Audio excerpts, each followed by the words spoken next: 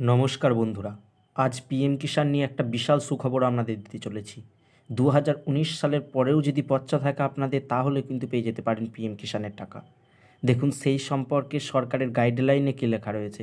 সরকারের গাইডলাইনেও লেখা আছে যে 2019-এর পরেও যদি পচ্চাও থাকে তাহলেও কিন্তু আপনাদের টাকা ঢুকে যেতে পারে বা পিএম কিষাণের জন্য অ্যাপ্লাই করতে পারেন, এবং অ্যাপ্লাই করার পরেও সেটা কিন্তু বিডিও অফিস থেকে ভেরিফাই করে দেবে।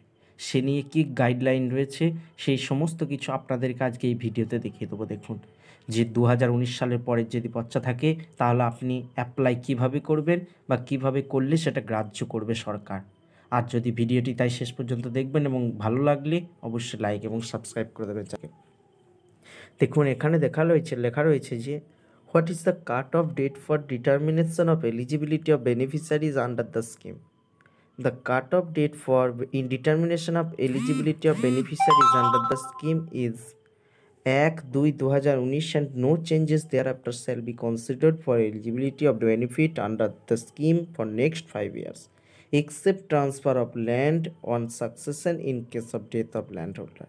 দেখুন এখানে সুন্দরভাবে বলা রয়েছে যে কারা এই স্কিমটার বেনিফিশিয়ারি হতে পারবে বা বেনিফিশিয়ারির আন্ডারে চলে আসতে পারবে।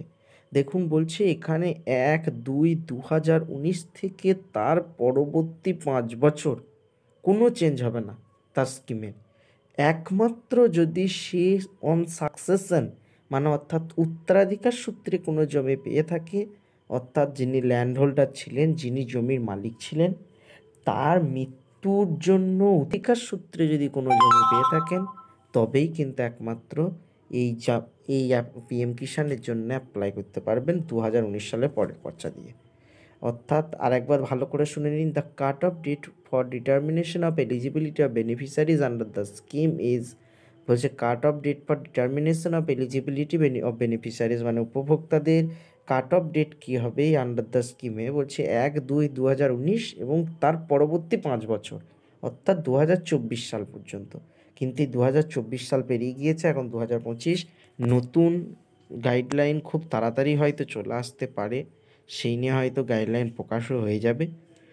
যদি হয়ে যায় তখন আপনাদেরকে আমি বলে দেবো বা জানিয়ে দেবো, তাই চ্যানেলটিকে ফলো করে রাখবেন। দেখুন এখানে বলেছে whether the scheme benefits will be allowed in cases where transfer of ownership of cultivable land takes place after the cut-off date of 1/2/2019 on account of succession due to death of landowner. বলছে yes, the scheme benefits will be allowed in all such cases where transfer of ownership of cultivable land has taken place after the cut-off date on account of succession due to death of landowner. বলছে আমাদের যে 1/2/2019 পরেও যদি কোনো ল্যান্ডওনার নিজের মালিকানা সত্ত্ব পায় বা পর্চা বের করে তাহলে কি পাবে? বলছে ইয়েস, হ্যাঁ, একমাত্র যদি 1/2/2019 পরে যদি কোনো উত্তরাধিকার সূত্রে কেউ জমি পেয়ে থাকে, তার বাবা হয়তো মারা গিয়েছে বা তার মা মারা গিয়েছে, সেই উত্তরাধিকার সূত্রে কোনো জমি যদি পেয়ে থাকে তাহলে কিন্তু এই বেনিফিটের আন্ডারে সে আসবে, এবং যদি অ্যাপ্লাই করে থাকেন তাহলে অবশ্যই আপনি টাকা পেয়ে যাবেন। whether transfer of ownership occurred between 1/12/2018 and 31/1/2019 are eligible for consideration. বলছে in cases where transfer of ownership of cultivable land has happened between 1/2/2018 and 31/1/2019 due to any reason such as purchase, succession, will be gift etc. The first installment during the financial year shall be of proportionate amount from date of transfer till 31/3/2019 with respect to 4 months period.